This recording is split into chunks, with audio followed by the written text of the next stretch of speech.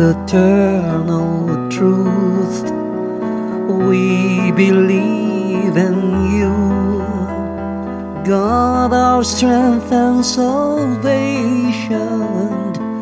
We trust in you, God infinite. Prayer to the Holy Spirit. Come, Holy Spirit, fill the hearts of your faithful, and kindle in us the fire of your love. Send forth your Spirit, and we shall be recreated, and you shall renew the face of the earth. Let us pray. O God, who instructs the hearts of the faithful by the light of the Holy Spirit, grant us by the same Spirit to be truly wise and ever to rejoice in His consolation. Through Christ our Lord. Amen. Make us all one in Him, fill us with His. Magandang umaga po sa inyo lahat. Si Barry Scotty po na nandito sa inyong programang Kaibigan. Ang inyong programang Kaibigan ay hatid sa inyo ng St. Anna Johnson Foundation, ng SBD Friends at sa kagandang loob ng audio file. Kasama po natin ngayong umaga, unang-una si Frater Vince Barascina. Magandang araw po ng linggo. Salamat po. Makinig po kayo sa amin. Brother Alex Dario. So muli po ay magandang umaga po sa ating mga tagapakinig. Samahan niyo po kami muli sa isang isang araw na talakayan, isang oras na talakayan sa Ebanghelyo para sa linggong ito. At si Attorney Virginie Abrenica. Magandang araw po muli sa ating mga tagapakinig at kami po inyong samahan ngayong oras na ito. Si Sister Claire Tolentino. Opo, magandang umaga. Samahan niyo po kami sa araw na ito sa pagtatalakay ng mabuting salita ng ating Panginoon. At ang inyong lingkod ay si Kuya Chings de Guzman. Magandang umaga po. Kumuntik na ako nakalimutan eh. Sorry po. Hindi pwede. Okay, makinig po kayo sa amin uli. Yes, at ang inyong likod si Barry Scotty. Tayo po ngayon nasa ika-25 linggo ng karaniwang panahon, no? Kaya babasahin ni Kuya Vince ang ating gospel para ngayong umaga. Ang mabuting balita ng ating Panginoon ayon kay San Marcos. Pumunta si Jesus kasama ang kanyang mga alagad sa mga nayon ng Cesarea ni Filipo. At habang nasa daay, tinanong niya ang kanyang mga alagad, "Sino raw ako ayon sa mga tao?" Sumagot sila, "May nagsasabing si Juan Bautista ka. May iba pang nagsasabing si Elias ka o isa sa mga propeta kaya."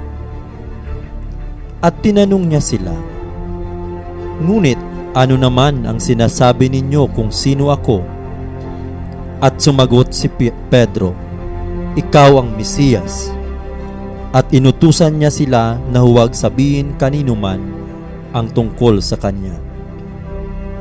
At sinimulan niyang ituro sa kanila na kailangang magtiis ng marami ang anak ng tao. Itatakwil nga siya ng mga matatanda ng bayan, ng mga punong pari at ng mga guro ng batas. Papatayin siya at muling babangon pagkatapos ng 3 araw. At buong tapang siyang nagsalita. Dinala naman siya ni Pedro sa isang tabi at sinimulan siyang pagsabihan. Ngunit pagtalikod ni Jesus, nakita niya na naroon din ang kanyang mga alagad. Kaya pinagsabihan niya si Pedro, "Sa likod ko, Satanas. Hindi sa Diyos galing ang iniisip mo, kundi mula sa tao." Tinawag ni Jesus ang kanyang mga alagad, pati ang mga tao, at sinabi, "Kung may gustong sumunod sa akin, itakwil ang kanyang sarili at kunin ang kanyang krus para sumunod sa akin. Sapagkat ang naghahangad na magligtas ng kanyang sarili ay mawawalan nito, at ang mawawalan nito alang-alang sa akin at sa Ebanghelyo ang magliligtas nito. ang mabuting balita ng ating Panginoon. Pinupuri Pinupuri ka namin, Panginoong Heso Kristo. Okay, so mukhang may hati yung ating magandang balita natin ngayong umaga dahil parang dalawa ang mensahe. No, Kuya Alex, pwede ba bigyan mo kami ng konting background dito? So, alam po natin itong ebanghelyong ating binasa ay ating timbo matatakbuan, no, sa ebanghelyo nila sa Mateo, no, kung saan itatawag na Confession of Peter. But what make it significant here is that this particular part, no, ay makikita mismo sa gitna, no, ng ebanghelyo ni San Marcos, no. So sinasabi ng ilang mga Bible scholars, it may serve as the key to the Gospel of Mark. Ibig sabihin ay ito ay makakatulong para maunawaan natin, no, kung ano ba ang nais ipakita, no, o anong muka ni Kristo ang nais ipakita sa atin ni San Marcos. So this is very significant in a sense na before the confession of Peter, bago itanong kanyang mga alagad, no, mapapansin natin na may tatlong mahalagang pangyayari, no? Matapos yung tinatawag na multiplication of the bread, no, yung first and second, the 5,000, 4,000 men. So yung mga Pharisees, tinanong siya, no, give us signs. So it shows that the Pharisees are blind. Tapos nung si Jesus ay sumakay sa bangka, nagkataon itong mga alagad, no, ay isang loaf of bread lang ang nadala nila. Kaya nung sinabi ni Jesus na beware of the yeast of the Pharisees, akala nila ang tinutukoy ng ating Panginoon ay yung kanilang hindi pagkadala ng tinapay. So, pinakikita dito na even the disciples, no, are blind, no? At bago itong confession na ito, ay merong din yung the healing of the blind man, no, at Bethsaida. At ito ay very significant in a sense. Ito lang ang makikitang healing kung saan dalawang beses ipinatong ni Jesus ang kanyang kamay. Sa unang pagpatong niya, inilayo niya itong taong ito, itong bulag na ito. Sa unang pagpatong niya, tinanong niya, anong nakikita mo? Sabi niya, nakakaninag ako, no? Para mga tao subait, para silang mga puno. And ang pangalawang pagpatong ay doon nagkaroon ng linaw. So anong ibig sabihin nito? There is a parallelism, no, doon sa mga pangyayari regarding to this confession of Peter. Bakit? Makikita natin, hindi talaga pa malinaw sa mga sumusunod kay Jesus, even among the disciples, kung sino siya. No? Sa kabila ng kanyang mga ginawang himala, pagpaparami ng tinapay, pagpapagaling doon sa hirap magsalita na, at sabi nga natin, at bingi, no? Sa kabila ng mga himalang ginawa niya, tila yata hindi malinaw sa kanila kung sino si Jesus. Kaya may dalawang katanungan dito, at this also parallel to the answer of Peter, no? Nakita natin si Pedro, sabi kay Jesus, no, ikaw ang Kristo. Pero on the latter part of the gospel that we have read, no, ay biglang iba ang kanya palang pagkaunawa ng pagiging Mesaya, no? So parang ito yung pinakikita doon sa parang parallelism doon sa man of Bethsaida. And you will notice, no, itong confession of Peter, no, ay makita natin na pinagigitnaan ng dalawang kwento tungkol saan? Tungkol sa pagpapagaling sa bulag. One at Bethsaida, and the second one nung malapit na sila sa Jerusalem, no, the healing of Bartimaeus on the road to Jericho. So dinadala sinasabi rito na only Jesus, no, can heal the blindness of his disciples. Okay. So, Kuya Vince, may dadagdag ka? May dagdag ko lang doon sa sinasabi para maunawaan ng mga tagapakinig natin. Sinasabi ni Brother Alex, tama. Ito ngang ebanghelyo ni San Marcos ngayon, chapter 8 to, no? Ito yung pinaka-key sa kanyang ebanghelyo sapagkat ito yung middle. For most Bible scholars, sinasabi nila na the Gospel of Mark is actually divided into two parts. And these two parts, in a way, ang ano ba yung tawag nito? Yung nagdudugtong nito, yung itong nasa gitnang ito. Itong confession ni Peter sa ating Panginoon bilang Kristo. No? Ito yon. Bakit? Yung una, kung matatandaan natin, yung first half in this gospel describes the ministry of Jesus. Inilalarawan nito ang ministry, yung ministeryo, yung trabaho ni Jesus sa Galilea. 'Di ba? But that ministry, that description of Jesus' ministry in Galilee was more than a geographical designation in a way. Sabihin natin, binigyan ito ng theological meaning ng in a way kung sino man, kung si San Marcos yung sumusulat ng ebanghelyo na ito.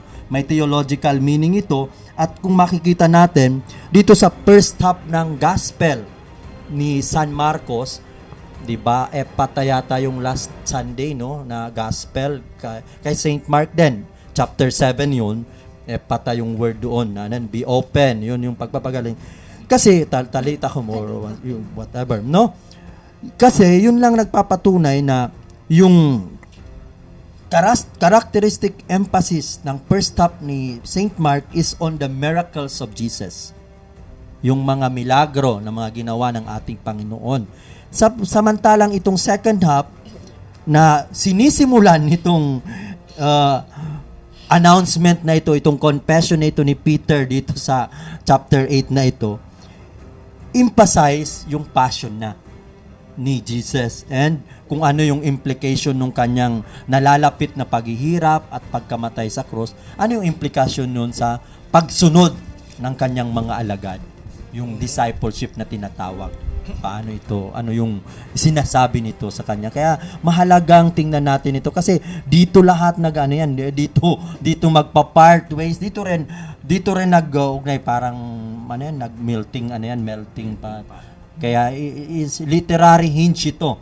Yan maganda yung pagka-describe ni Saint Mark, ni Mark ng evangelist dito sa Mark na ito, sa ebanghelyo na ito. Yung pinag-uugnay niya ito and makikita natin kung paano yung darating na tayo after dito sa confession in the succeeding or in the coming Sundays, makikita natin yung gradual unfolding, yung opposition, hostility na may encounter ni Jesus once He is in Jerusalem.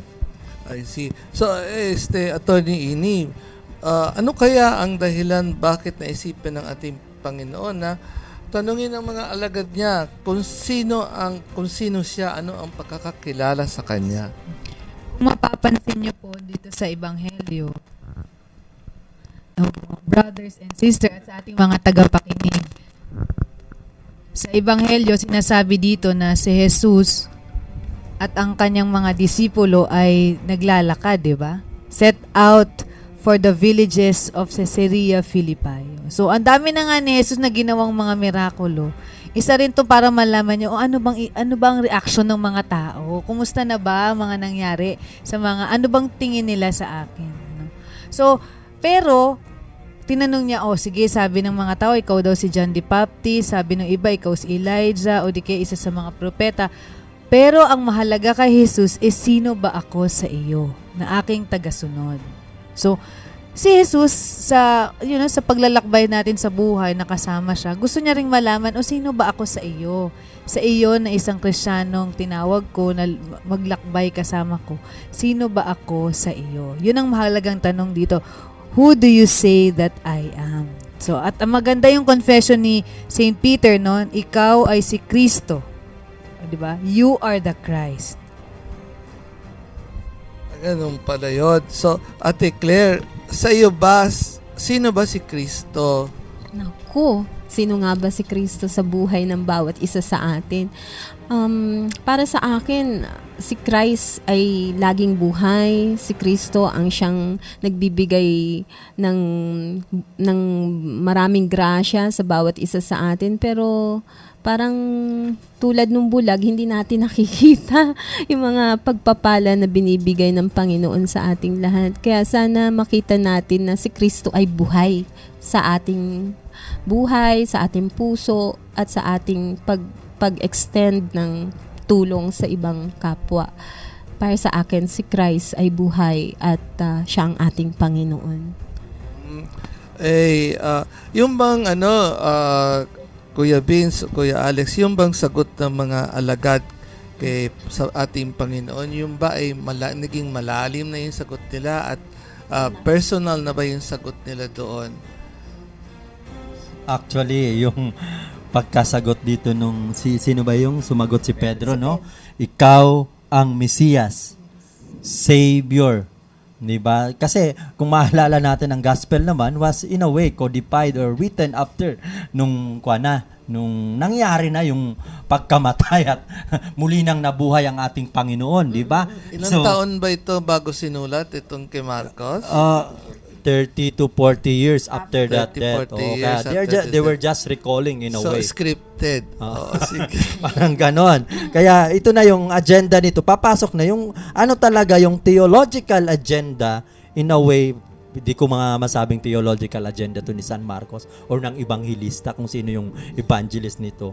Hindi ko masabi na Mesias. Kaya di natin pwedeng sabihin na na mababaw. Hindi rin natin pwedeng masabihin na malalim. Ang mas safe dito na this is plain plain experience of kung sino yung ebanghilista na nagsulat nito na na in a way pinapalakas nito yung kanyang community na truly siya yung magliligtas sa atin. Naniniwala yung ebanghilistang si San Marcos, sabihin na natin San Marcos dito, na talagang ang Panginoon, Jesus himself is the Savior, is the Messiah. Kuya Jings, may dadagdag ka. Kasi yung hindi ko nahabol yung tanong ni Brother Scotty kanina, sino ba si Kristo sa ating buhay? Alam mo, chachap-chapin natin yun eh.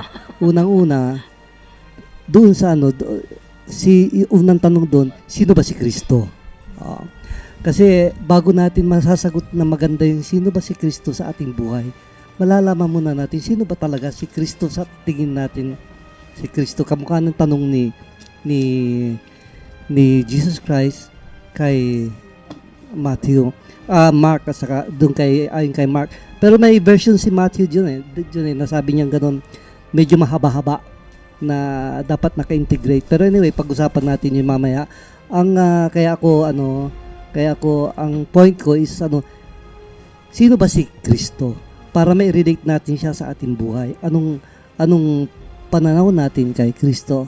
Kaya sa akin, sa umpisang yon, makikita natin na si Kristo, sabi nga ni Brother Alex kanina, bumuhay na, yung mga bulag, ginagawa niya yung mga hindi nagagawa. Yung mga talagang, sabi ka, awesome powers. Makikita natin tapos, pero doon sa pinakita niya kanyang awesome powers, na naiiba siya, meron siyang sinasabing mga dapat natin sundin. Hindi ba? O kaya ito siya, tapos ito ang sinasabi niyang dapat natin sundin.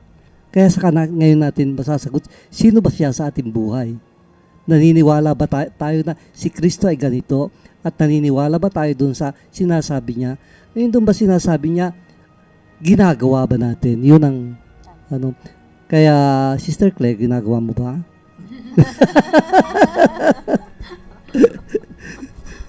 Yes, Kuya Alex, may dadagdag ka.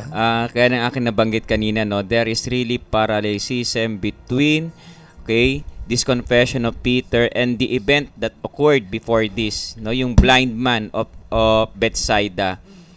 Diba sabi ko kanina, doon sa man of Bethsaida, itong blind man of Bethsaida, yung unang pagkapatong ni Jesus ng kamay niya sa kanyang mata, itong bulag na ito, sabi ng Panginoon, may nakikita ka ba? May nakikita siya pero hindi malinaw. And this pertained to the confession of Peter. Tama sinabi ni Pedro, ikaw ang Kristo. And when Peter said that you are Christ, remember that Peter was the spokesperson of the other apostles. So ibig sabihin, yun din ang pananaw. Pero ang tanong, gaya nitong bulag na ito sa unang patong, ang tanong, yung pagkilala ba kay Kristo ay malinaw? Lumabas sa second part, hindi malinaw. Bakit? Kasi sabi ni Jesus, nung sinabi niya na ang anak ng tao ay dapat magdanas ng matinding hirap, siya'y itatakwil ng pinuno ng bayan ng mga punong pari, tagapagturo ng kautusan, at siya ipapapatay ngunit muling mabuhay. So alam natin dito anong ginawa ni Pedro.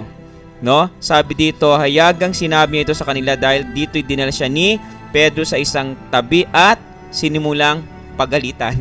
Sinimulang sabihan.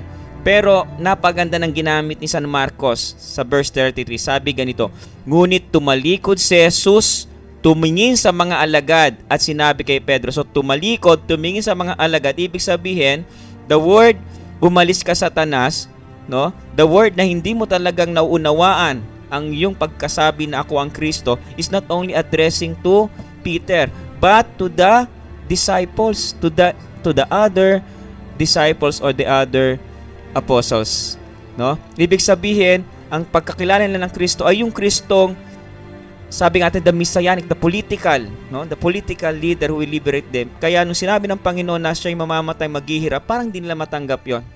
No, hindi ito ang aming pananaw. Hindi ito ang aming pagkilala. Pero sabi nga natin, gaya doon sa balik ulit tayo doon sa bulag sa pangalawang pagkapatong ni Jesus, na sabi doon that only Jesus has the authority to heal the apostles from their blindness. Kaya pagkatapos makikita natin, no, nung sila papunta na sa Jerusalem, naunawaan na nila, no, saan tayo dinadala ng Panginoon. Ano ba ang dapat nating tularan sa ating Panginoon? Kung siya ang Kristo, ibig sabihin na siya, He will undergo this what we call sufferings, this passion. We as the disciples, kailangan sumunod din tayo. Yes, Kuya Jings. Pag titignan mo kasi mabuti yung sinabi ni Jesus Christ, the Son of Man must suffer, number 1. Rejected by elders, kasama sa suffering. Number 2, be killed. Tapos, number 3, will rise again. Ang laging nakakalimutan up to now is yung will rise again na ilang beses na natin sinabi sa ating program na isa yung pag sinabi ni Jesus Christ yun, hindi nawawala yung will rise again. Dito din siguro sinabi ni Peter, hindi mangyayari sa iyo yan. Hindi mo naintindihan ang sinasabi ko, babangon ako uli. Bakit ayaw mo mangyari yun? Sabi ni Jesus Christ, it means na talaga hindi naintindihan ni Peter. Kasi pag naintindihan niya ng buo yun, oo nga, Lord, maganda nga yan. Babangon ka uli para sa atin, to save us. Sabi niya, kaya lang sabi ni Jesus Christ, hindi mangyayari yun. Ibig ko sabihin, hindi ako babangon. Parang gano'n. Parang gano'n. Kaya, in short, anyway, sa katunayan hanggang ngayon, napuputol sa atin yung na yun Lalo-lalo na sa mahal na araw. Ginachap-chap natin yun, hindi natin binubuo. Samantalang ang salvation natin, doon sa buong pangyayari yun. Magkakaugnay. Actually, that's the Paschal Mystery, Kuya Jinx, no? Yung sinasabi mo, yung complete dapat yung pagtingin natin sa Paschal Mystery. Hindi lang yung, di ba, hindi lang naghirap, namatay, wala yung nabuhay, yung sinasabi ni Kuya Jinx. Kaya dapat ganon. Pero maaari nating tingnan, maaaring yun ang pwedeng pakahulugan din natin dito sa Ebanghelyo na narinig natin. Kaya nga, naging malabo ito sa kanyang mga alagad. Unang-una na kay Pedro, nandun na yung indication, unang-una, sa unang tingin mo, klaro 'di ba? Ikaw ang Mesiyas, 'di ba?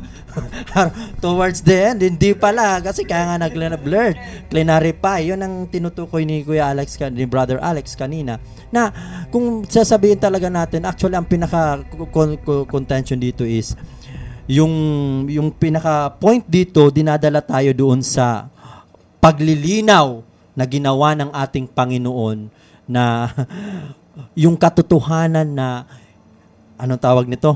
Hindi lang sa paghihirap or anumang paghihirap na mayroon tayo kakaharapin kasi pinapalakas niya yung loob dito ng kanyang mga apostol, ng kanyang mga alagad kasi he will be suffering, he will be undergoing. Sabi ko, di ba kanina, towards Jerusalem na ito papunta na siya sa second part na ito. Nandito yung nandito na yung middle ground na parang inihahanda na, more than checking, pagkakaroon ng reality check ang ating Panginoon, inihahanda niya na yung kanyang mga alad sa nakaambang mangyayari sa kanya. Kaya ito yung dahilan nito na siguro sa tingin ni San Pedro o sa tingin ni Pedro, talagang hindi niya matatanggap. Sabi niya, yung pagtingin kasi ng mga alagad noon sa kanya, pagtingin sa kanya bilang hari is talagang a political leader, a political king who will liberate them from the oppression, the Roman oppression, yung occupation ng kanilang lugar noon, yung Israel. Kaya parang mahirap itong maintindihan. Kaya nung sinasabi na ano yun maghihirap, ay hindi pala mananalo. Hindi yung katanggap-tanggap kasi ano ba yan? Kaya yun ang hindi nila naintindihan na dito ang katotohanan pinapaabot sa atin ng ating Panginoong Hesus dito na ang Mesiyas ay kailangang magdanas ng tiis, mamatay at di ba? Ikatlong araw muling mabubuhay. Dito na yung first prediction ng kanyang passion eh. Ayon sa ebanghelyo na ito ni San Marcos, ito na yung first prediction ng kanyang passion, di ba? Caesarea Philippi ang setting, di ba? As a matter of fact, nangyari na nga nung binisita siya dun sa kanyang tomb nung mga apostles sa kasi Magdalene. Hindi pa rin nila naisip uli yun eh. Kaya sabi nung anghel, hindi ba sinabi sa inyo bakit yung hinahanap si Kristo sa mga patay? Sabi niya, hindi ba sinabi niya sa inyo noon pa na ganito ang mangyayari? Sabi nung anghel eh. Kaya tignan niyo yung pangyayari up to the end. Hindi nila nasakayan yung sinasabi ni Kristo yun. Hindi ba sinabi sa inyo na noon pa matagal na ang ganun ang mangyayari? Tapos sinabi ni Jesus Christ, hindi ba nakasulat na kay Moses yan ganyan ang mangyayari? Yes, Kati, ninadagdag mo sa amin. Naalala ko lang yung tinatanong ni Kuya Jings kanina, sino ba talaga si Kristo? Sa misa kasi, kaninang umaga, naalala ko yung pagdadasal ng Nicene Creed. Diba dun sa second portion, sasabihin dun, I believe in one Lord Jesus Christ, the only begotten Son of God, born of the Father before all ages, God from God, light from light, true God from true God, begotten not made, consubstantial with the Father. Through Him all things were made. For us men and for our salvation, He came down from heaven. So kaya nung sinabi niya sa mga alagad niya na maghihirap ako, di ba, magpapakasakit, mamamatay, pero muling mabubuhay, kasama talaga yan sa paniniwala natin na for us men and for our salvation, He came down from heaven. So kaya siya talaga si Kristo para sa atin, talagang ipinadala siya ng Diyos para sa ating lahat. Ganun ba? Pero, Ate Claire, bakit kaya ayaw pagsabi ni Jesus sa mga kanyang alagad na kung sino man siya o kung ano yung pagkakilala sa kanya? Bakit ayaw pa niya ipasabi? At that time, ayaw At that pa time, pasabi. Hindi ko yata kung bakit ayaw niya. Pero para sa akin nga, di ba meron dun sa part ng ating misa, sabi ganun, Christ has died, Christ is risen, Christ will come again. So, nandun po tayo sa bahagi na namatay siya, tapos nabuhay, tapos bumalik siya sa langit. At ngayon, hinihintay natin siya muling bumalik. Parang yun yung hinihintay ko. Sana maabutan ko. Okay. Yun yung Yes, parang gusto kong bahagi ba. Ate Ini, may dadagdag ka. Sa tingin ko kaya ayaw ipasabi ni Jesus Christ at that time. Kasi nga, di ba, yung ginagawa na siyang political leader ginagawa siyang political leader, hindi yun yung point ng leadership niya. Ang gusto niyang ipahiwatig talaga ang leadership ko, ang kingdom of God is through service, no? You serve others, you suffer for others. Hindi yung gagawin kang leader, ilalagay ka sa pedestal at hindi ka magpapakahirap. Yun yung gustong i-point ni Jesus Christ sa mga alagad niya. Kaya wag niyo munang ipagsabi. May tamang panahon para malaman nila at maintindihan nila. Kasi kay Jesus Christ, itong ang disciples ko, kasama ko na palagi, hindi pa rin talaga nila naintindihan. Hindi pa rin talaga nila naintindihan kung bakit ang purpose ni Jesus Christ na ipinadala siya sa ating lahat. So, Yes. may timing ang lahat ng bagay. Tama. Maski sa buhay natin, lahat merong tamang panahon. Sa tamang panahon. Yes. So we'll Messianic pause. secret actually, di ba? We will pause for a break. Babalik po kami kaagad. Diyan lang po kayo.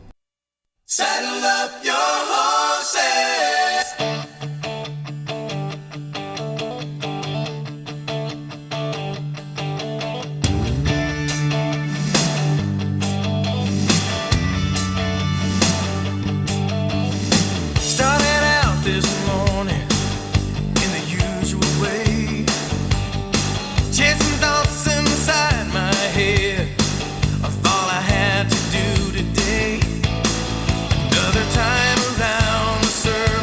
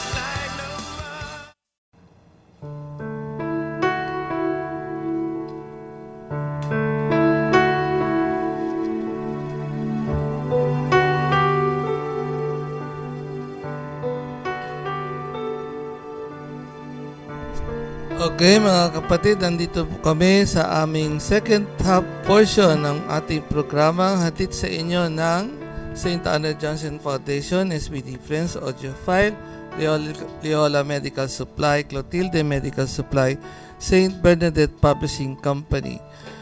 Ang inyong programang Kaibigan ay sabasa inyo DWAD 1098 AM Radio tuwing linggo 10 to 11 AM, Action Radio 1161 AM Radio Dagupan tuwing linggo 12 to 1 PM, Radio Maria 99.7 FM Tarlac 2nd, 4th and 5th Sunday 3:30 to 4:30 PM, simultaneously heard over 101.5 FM Cagayan and 102.1 FM Isabela. Ang Action Radio Dagupan at ang Radio Maria 99.7 FM Tarlac ay matutunghayan ninyo sa pamamagitan ng internet radio. Okay, so itutuloy natin ang ating pinag-uusapan. Yes, Kuya Jigs? Okay, balik tayo dun sa ating magandang balita. Nire-relate natin kanina na nabanggit natin kung sino si Kristo. At yun din ang tanong ni Jesus Christ kay Peter. Para hindi tayo mapagsabihan ni Jesus Christ na get behind me, Satan. You are not thinking not as God does, but as human beings do. Anong isasagot natin ngayon? Sabi natin si Kristo ay ganito. So, paano natin sasagutin yun? Saka ituloy na rin natin dun sa tanong ni Brother Scotty na paano natin mai-relate yung pagkatingin natin kay Kristo sa ating buhay. Yes, Kuya Vince. Gusto ko muna mag-joke sana eh.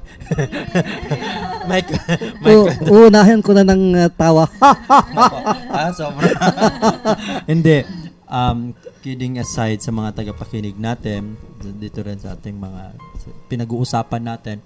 Actually, familiar tayo sa mga lolo jokes, di ba? Yung so-called na lolo jokes na, wala yan, yung unang bata, sasabihin, magaling yung lolo. Gaya nung unang bata, totoo ito, na-observe ko ito once. Minsan na umuwi ako sa aming probinsya.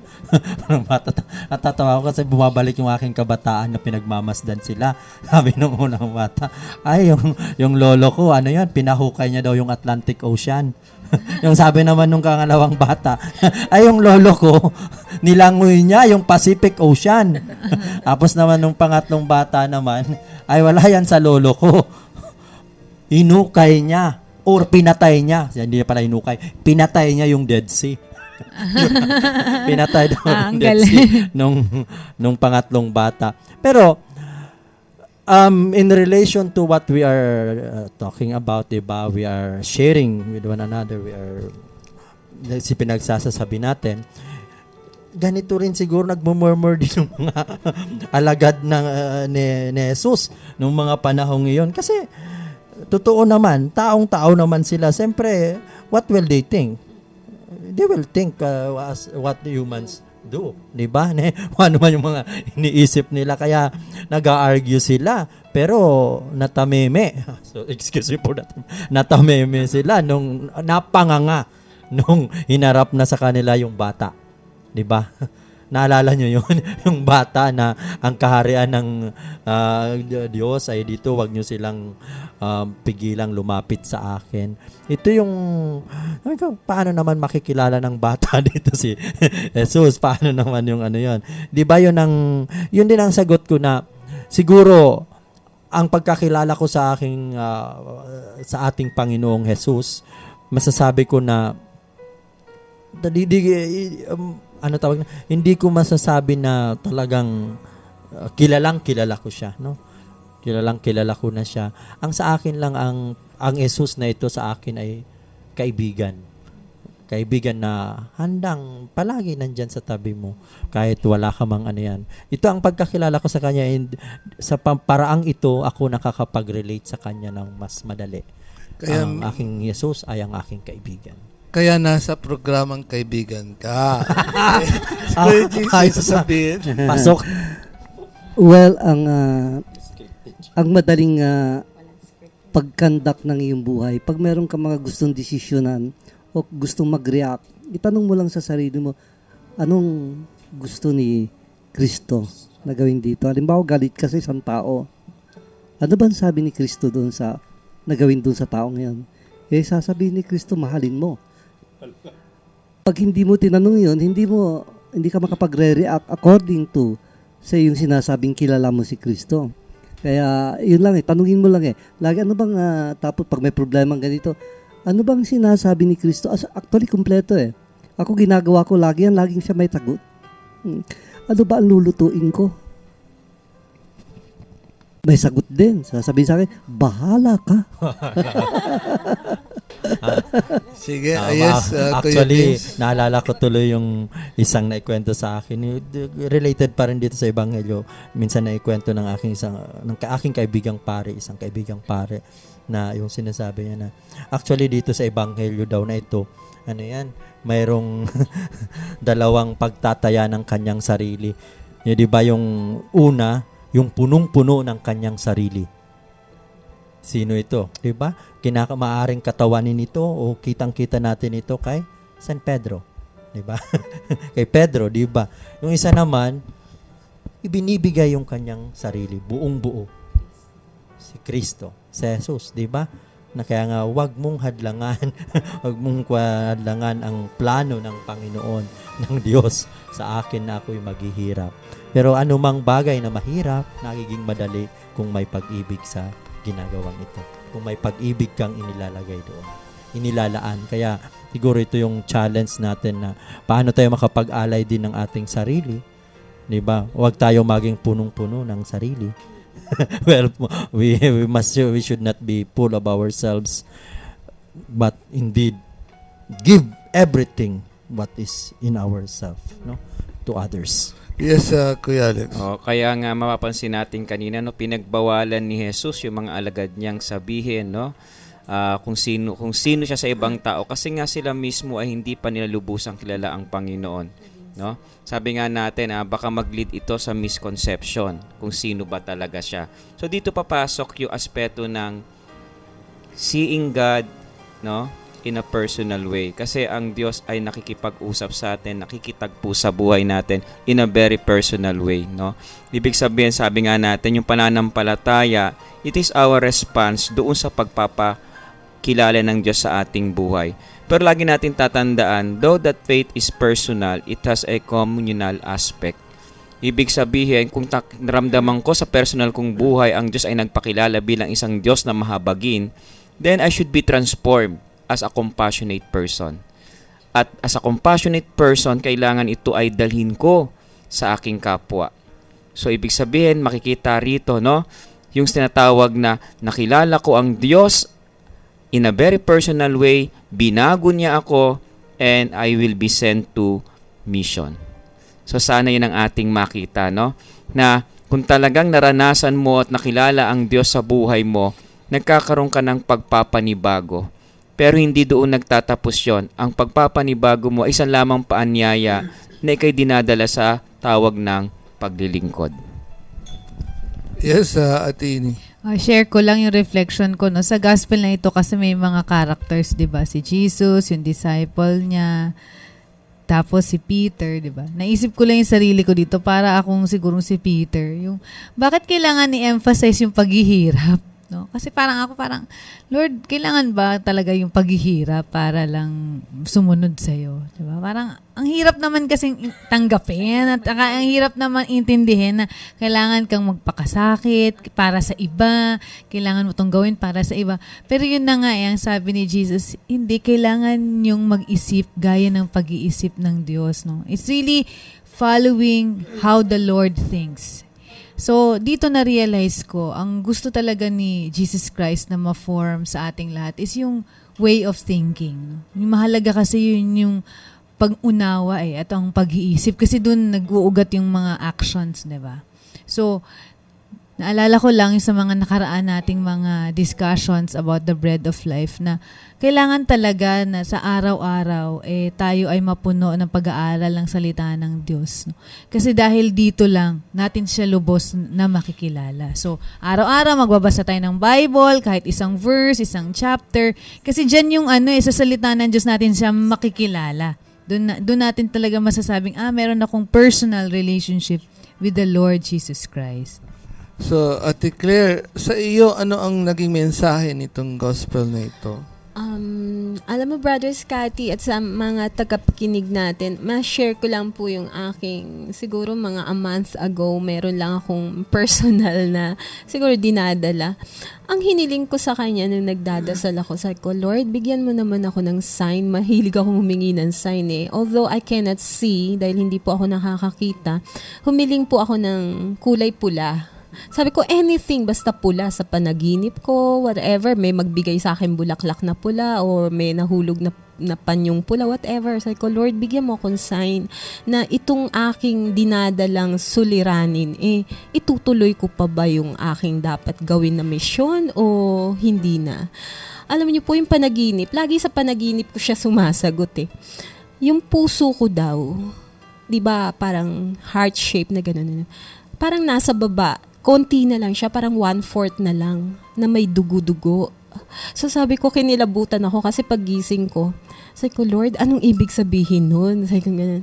So parang bumulong siya, ang tiwala mo sa akin, maliit, sana mabuo. Kaya dinasal ko agad, Panginoon, ibalik niyo po ang puso ko na buo. Umiyak po ako kasi sabi ko, tama ka, sabi ko ganun, hindi dapat maging maliit ang aking tiwala sa nangyayaring pagsubok nung panahon na yon. So sabi ko, ibalik niyo po yung puso ko na buo ang tiwala. Tulungan niyo po akong huwag magduda. So minsan po sa buhay natin, dumadating talaga minsan nagda-doubt tayo, ganyan. Minsan ayaw natin kasi mahirap. Naku, saan ako kukuha ng resources? Parang mga ganun. Pero just put all your trust in God and He will do the rest. Yun lang po. Yes, oo. So para bigyan tayo ng mas malaking inspirasyon dito sa ating programa, sa ating binasa, pabasahin ni Ate Ini ang ating first reading. Magbasa mula sa aklat ni Propeta Isaias. Binigyan ako ng Panginoong Yahweh ng pangunawa. Hindi ako naghimagsik o tumalikod sa Kanya. Hindi ako gumanti nang bugbugin nila ako. Hindi ako kumibo nang insultuhin nila ako.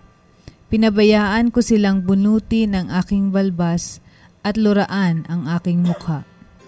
Hindi ko pinansin ang mga pang-insultong ginawa nila sa akin, sapagkat ang Panginoong Yahweh ang tumutulong sa akin.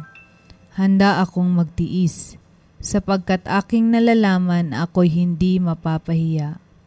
Ang Diyos ay malapit at Siya ang magpapatunay na wala akong sala. May mangangahas bang ako'y usigin? Magharap kami sa hukuman at ilahad ang kanyang paratang. Ang Panginoong Yahweh mismo ang magtatanggol sa akin. Sino ang makapagpapatunay na ako ay may sala? Mawawalang lahat ang nagbibintang sa akin tulad ng damit na nginatngat ng insekto. Ang salita ng Diyos. Salamat sa Diyos. So, Kuya Vince, sino kaya ang sinasalarawan ni Propeta Isaias? Actually, sa last one na ito, yung 3 to Isaiah na ito, no? Papunta na ito sa yung third part ng aklat ni Propeta Isaias na ito, marahil si Propeta Isaias sa katapusan ng kanyang misyon or nung kanyang pagiging propeta, nakapag-isip-isip na rin siguro siya nung mga kinaharap na problema, suliranin ng isang propeta. Kasi siya ay itinuring na propeta ng mga Hudyo, ng mga tao nung panahong iyon. Nung panahon niya, siya ay isang propeta. Kaya nga, maaring maiugnay ko ito dito sa sa ating ebanghelyo na actually maaaring may kaugnayan ito dito sa kung may gustong sumunod sa akin sa verse 34 na ito. Kung may gustong sumunod sa akin, itakwil ang kanyang sarili at kunin ang kanyang krus para sumunod sa akin. Dito si Pedro, 'di ba, sa ating ebanghelyo, no?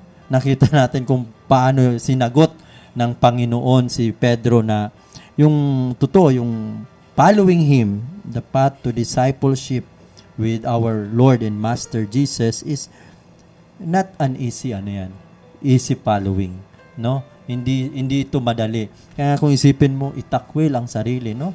Napakasama ko naman. Tatakwil ko ang sarili. May sarili ba akong itatakwil?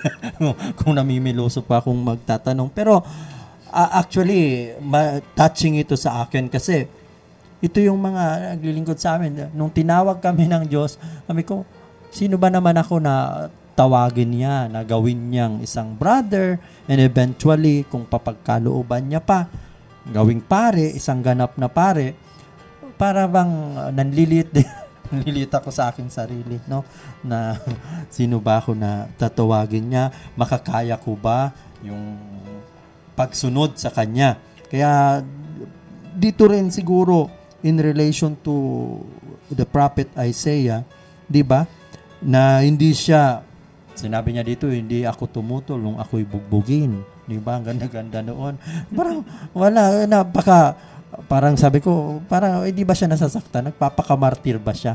Ganito rin, kinailangan din ni Pedro, di ba, sa ating ebanghelyo. Nakalimutan ang kanyang sarili, ang kanyang pamilya.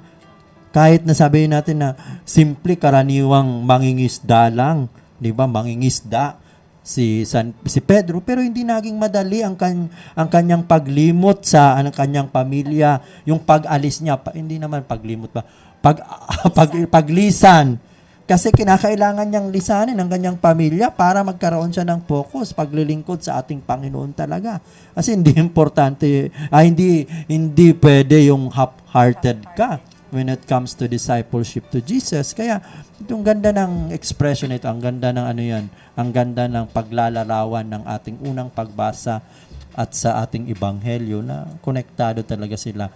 Kung ano man mayroon tayo, yung katungkulan natin, gampanin natin ito, pero wag sana tayong inaanyayahan tayo ng ating Panginoong Hesus na wag tayong mawalan ng pag-asa kaagad kung hirap kaagad ang sumalubong sa ating paglilingkod, sapagkat ito ay bahagi. Kung nasaan ang risk, 'di ba? Kung nasaan ang paghihirap, kahirapan, doon tayo pumaroon, sapagkat nandoon ang karangalan. Pagdarangal tayo ng ating Panginoong Hesus kung mapagtagumpayan natin ito.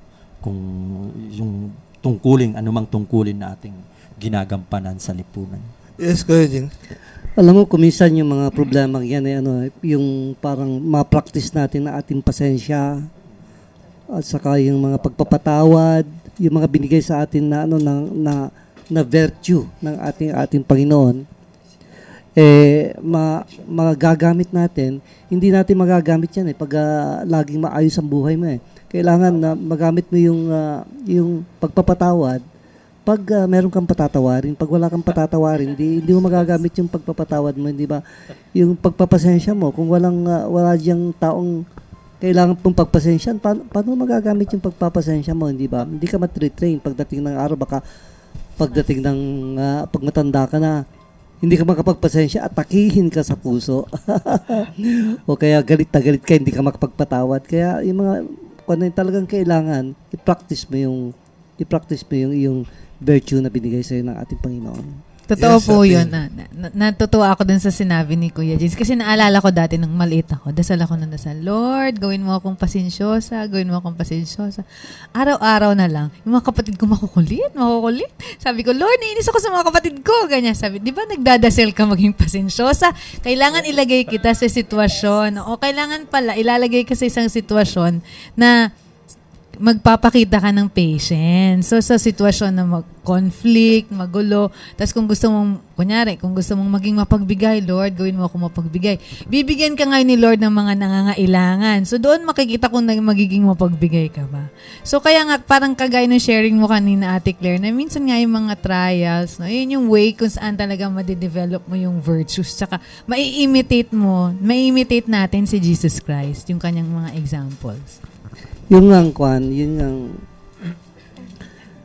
pag hirap ka na at saka ka malapit na malapit sa ating Panginoon, pag wala kang problema hindi mo maalaala ang saka kahit na maalaala mo lang, hindi mo mararamdaman yung pagmamahal mo talaga sa akin. Pero pag hirap ka na, buong puso mo mapipil mo yung pagmamahal mo sa Panginoon pag hirap ka na. Pero pag ginhawa ka, mararamdaman mo si Jesus Christ, pero hindi yung kasing tindi ng longing mo pag hirap ka na. Hindi ba, Ate Claire? Oo, totoo yun. Tsaka, yung nandun sa binasa ni Brother Vince kanina, yung tinanggal yung kanyang balbas, hindi siya umimik, niluraan siya sa mukha, hindi siya umiimik. Doon mo makikita na how humble si Jesus na dapat nating sana tularan. No? Lahat pinapakita niya lahat ng kagandahang mga bagay-bagay na pag-ugali ng isang Panginoon na yun. Bakit hindi natin magaya? So, yung kababaan loob, doon talaga nagsisimula, Brother Jinx, Ninong Jinx, na para matuto ka magpatawad. Mahirap po kasi magpatawad, pag galit ka.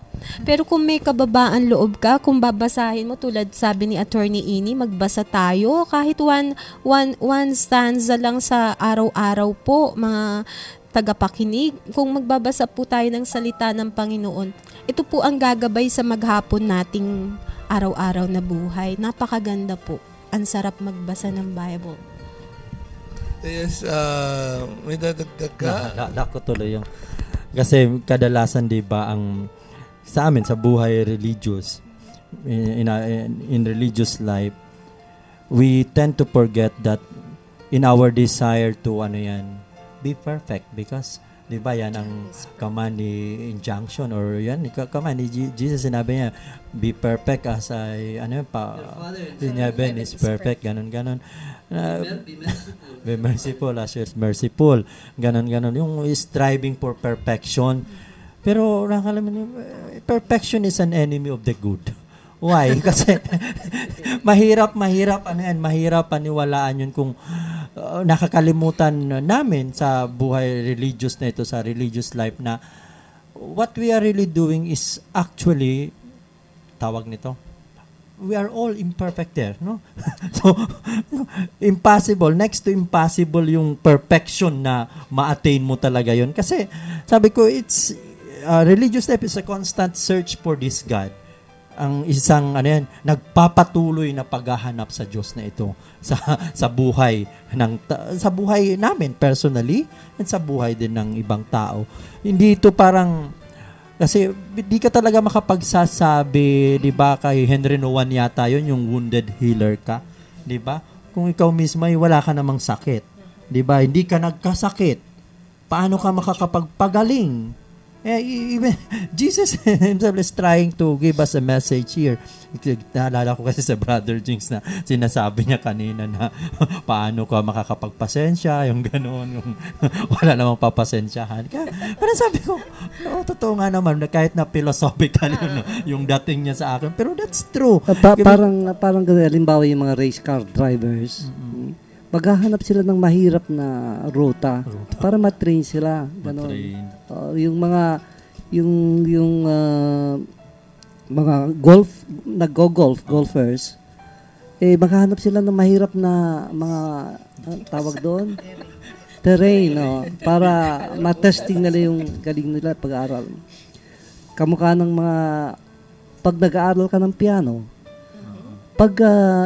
pag ibibigay sa'yo madaling sonata, hindi ka matututo. Di ba? Ibibigay sa'yo mahirap na sonata pag-aaral, paghihirapan mo, pag-aralan yun para gumaling ka. Okay? Pag gusto mo maging magpapasensya, bibigyan ka ng mahirap pagpapasensya. Talagang yung matitest talaga to the full yung patience mo, no? Pero yung sinabi ko, reminder sa ating mga nakikinig, sabi ni Attorney Ini, magbasa. Actually, magbasa lagi, kasi paano mo malalaman ang sagot ng tanong mo na ano bang gagawin ni Jesus Christ pag siyang nandito? Pag hindi ka nagbasa, hindi mo alam. Halimbawa, may humingi sa'yo sa kalye. Anong gagawin mo? Ano bang sinabi sa'yo ni Jesus Christ yung pag may humingi sa'yo sa kalye? Sabi ng DSWD, racket yan .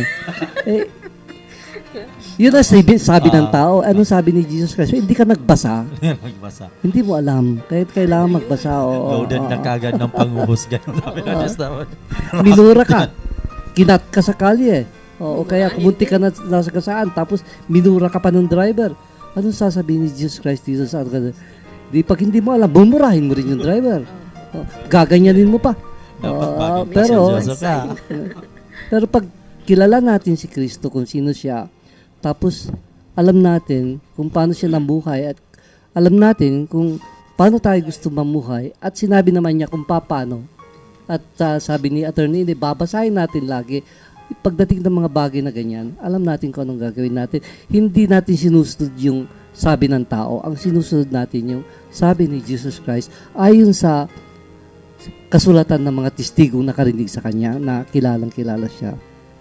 Yes, Kuya Alex. Siguro, kailangan bigyan din natin ng linaw na ang tinutukoy po ditong uri ng paghihirap na naranasan ay isang paghihirap na bunga ng ating pagsunod o sa diwa ng paglilingkod sa Diyos.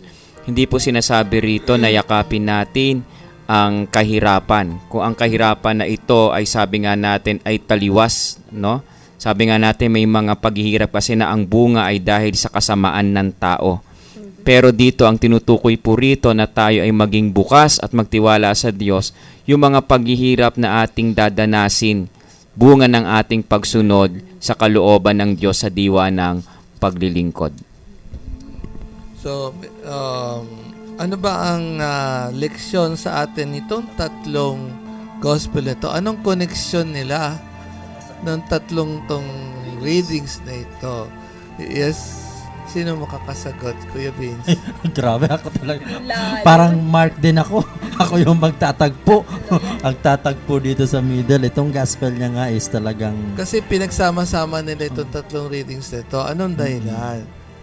Yung connection nitong tatlong readings, yung sa unang pagbasa, galing sa aklat ni Propeta Isaías, at yung pangalawa naman, sa sulat ni Santiago. Jaime pala ang Tagalog. Jaime o Santiago? Santiago. Sa amin sa simbahay, Jaime. Kinukuha dito yung pagharap. Actually, na-mention na ni Brother Alex yung pagharap sa yung bunga ng yung pagharap sa kahirapan, hindi yung kahirapan na yung tinutukoy na kahirapan dito na bunga ng kasamaan, kundi yung kahirapan na sa pagsunod sa Panginoon, 'di ba? Pagsunod sa Diyos. Kaya nga dito, 'di ba sa towards the end ng gospel, itakwil ang kanyang sarili at kunin ang kanyang krus. Kasi at sa unang tingin mo, unang basa mo, kung hindi mo iintindihin, bakit ko itatakwil ang sarili ko, di ba? Ang tatakwil sa sarili. Kung literal na uunawain ito. Pero hindi. Ibig sabihin, kalimutan mo yung standards na ginagamit ng sarili mo. Yung mga selfish standards mo. Human standards mo bilang tao na makasarili. Dapat gayahin mo yung pagsunod na ginawa ng ating Panginoon hanggang sa kamatayan at siya'y muling nabuhay, di ba? Yun ay pagsunod niya, pagtugon niya sa kanyang Ama sa langit, di ba? Sinusunod niya yung plano ng Diyos. Kasi kung hindi yun, hindi magiging kuha yung ating hindi magkakaroon ng linaw at saysay yung ating pananampalataya sa Kristo, sa Diyos na pumanaaw sa atin, dumating sa atin, at sa Diyos na bumalik uli at muling nabuhay at bumalik sa Ama, di ba? Na tinugon ang kalooban ng kanyang Ama.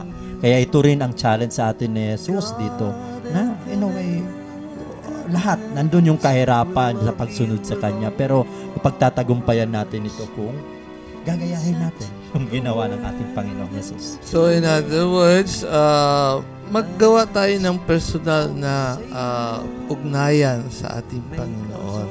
Okay, so nasa last portion na po tayo ng ating programa. Tayo po ay magpapaalam na sa ngalan po ni Attorney Ini Abenica, Sister Clea Tolentino, Brother Vince Baracina, Brother Alex Dario, Brother Jigs de Guzman, si Brother Scott po. Nagpapaalam na po sa inyo. God bless you.